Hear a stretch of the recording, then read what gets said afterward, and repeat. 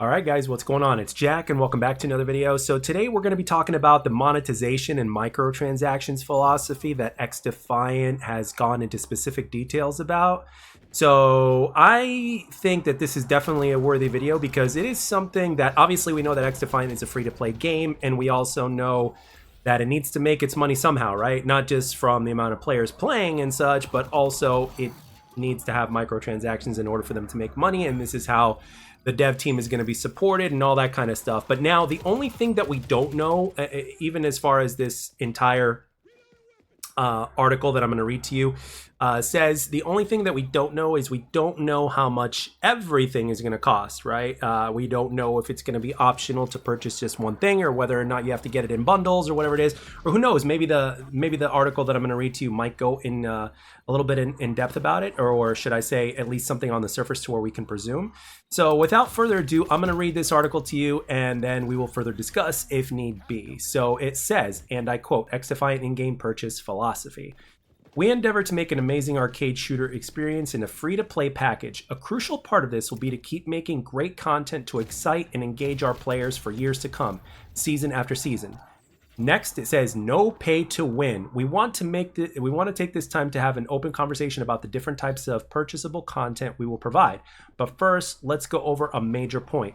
There are no pay-to-win mechanics. Any gameplay impacting content that is purchasable is also unlockable through challenges to ensure fair play amongst our community.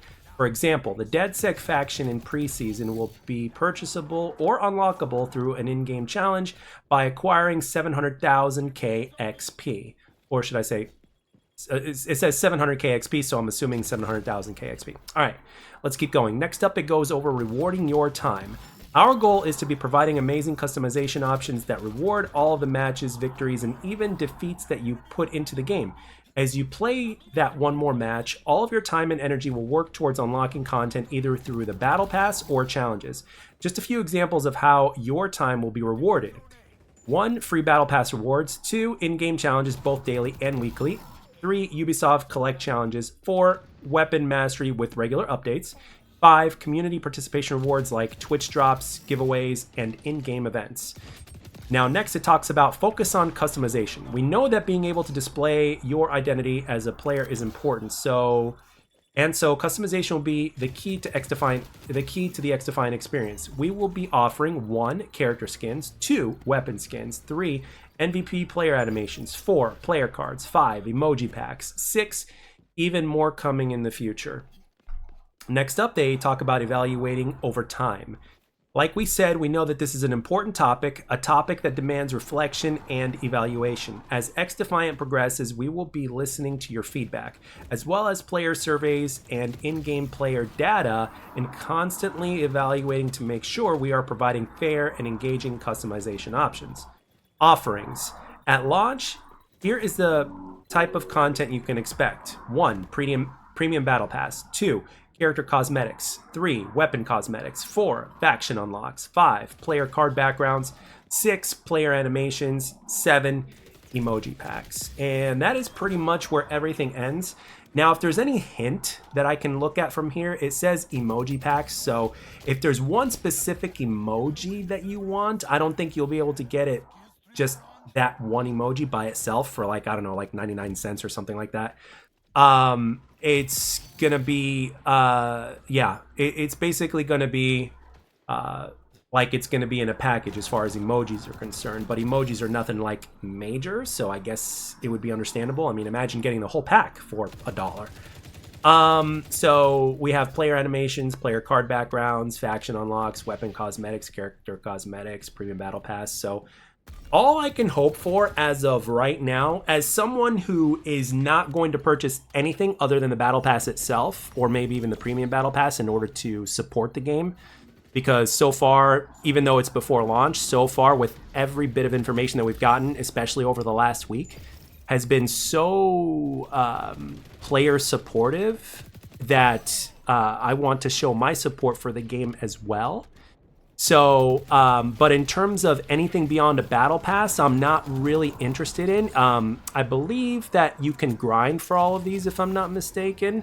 But if you can't grind for, well, actually, you know what? It wouldn't make sense I think some things are only going to be purchasable, if I'm not mistaken, but because it says, I'm going to go back up real quick. Here we go. It says, our goal is to be providing amazing customization options that reward all the matches, victories, and even defeats that you put into a game. As you play that one more match, all of your time and energy will work towards unlocking content either through the battle pass or challenges. Yeah. So I don't know if everything 100% will be, let's see, they also, let's see, there will be no pay to win mechanics. Any gameplay impacting content that is purchasable is also unlockable. Okay, so that's gameplay impacting. So things like emojis or animations that is not necessarily gameplay impacting, and I mean animations like post-game animations or something like that, that's not really gameplay impacting. I think those are going to be something that you're probably going to have to, they might have a few to where you can unlock through challenges or through grinding the game, but I don't know about all of them. Obviously, they have to have some that is just purchasable. At least it makes sense from a business perspective, but at the same time, you never know. I mean, if you look at Call of Duty World War II, which is the game that I've been playing a lot of lately in preparation for XDefiant, I have to say that actually I would say like 90% of the stuff, if I'm not mistaken, is pretty much grindable. It's a hell of a grind nonetheless, but it's grindable. So it may be the similar case here to where things that you can buy for like, let's say $5, you might have to grind your ass for it, but at the same time, it's good that that's at least an option to grind for it if you don't want to spend any money. But with that being said, as long as they give you the option, right, to where you can at least grind if you need to, I guess that's a good thing. So, but yeah, it looks like obviously a few things are going to be in bundles, like the emoji packs, because it says emoji packs. So will player cards be in a bundle? I don't know. Will you have the option to buy a la carte, as in like one at a time or whatever? That we simply don't know. So only time will tell in terms of how much it's going to cost. Some people are already kind of worried that it might be overpriced, but at the same time, you do not know. I mean, we don't know yet. We can't go one way or the other. Although this entire article is actually really, it sounds really, really good. But at the same time, I mean, I'm glad there's no pay to win, and that's like that's the foundation. That's like the end all be all for so many people.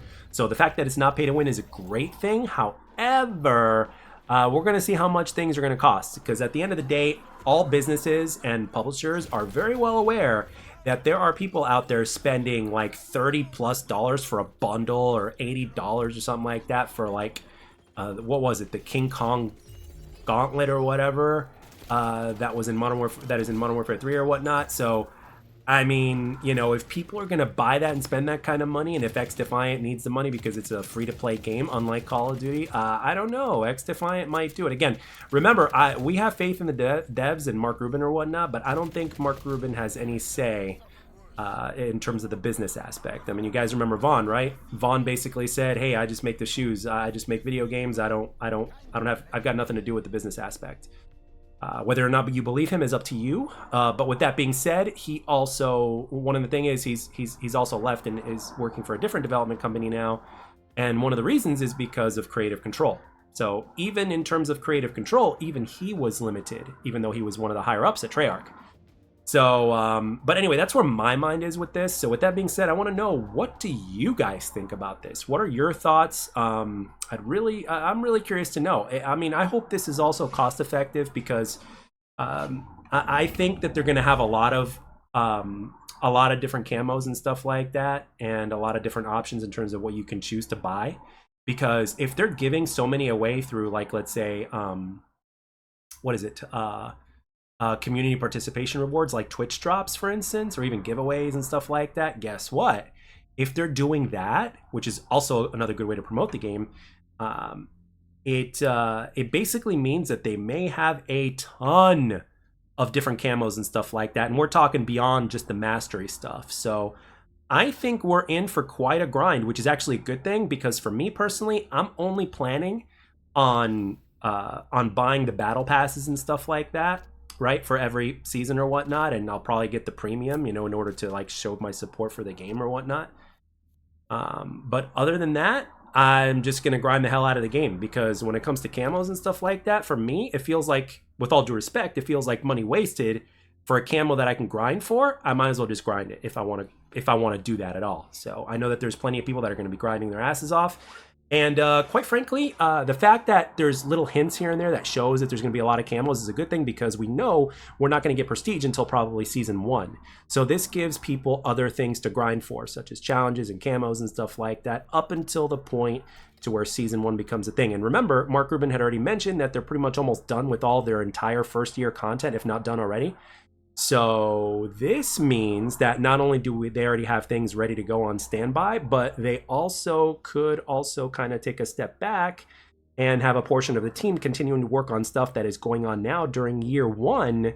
So that way there could be even more content, more camos to grind for, more prestiges, more challenges, and et cetera, okay? So that's it. So anyway, with that being said, I want to know what you guys think. Thank you all for taking the time to watch and or listen, and I'll catch you guys on the next one.